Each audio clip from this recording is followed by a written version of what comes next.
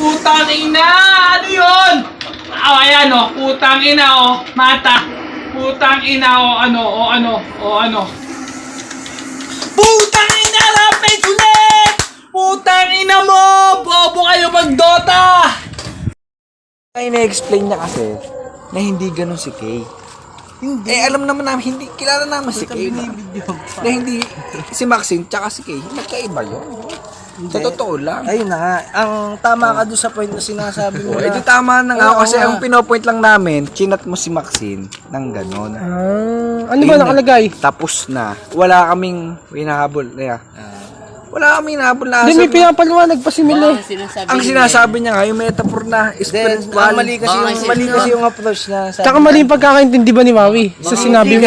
Hindi, ang sinasabi Boy, niya kasi eto. man. Yung personality ni Kay, ganun. I-chat ka ng ganito, anong magkakaintindi mo? Hindi naman ganun ata. Kamukha. Hindi, ano pagkakaintindi mo? Kinat kita ng ganon. Kunyari, babae ako, kinat kita ng ganon. Oh. Ano? Tingin nga. Hindi, kinat, kunyari, Hindi, babae. kanyari ako yung babae, tapos kinat mo ako ng ganun. Saan? Wala, mabibigla. Isipin ko eh, iniisip mo eh, ako yun. Oo, yun. Ay, iniisipin ko daw. Kaya nga, oh.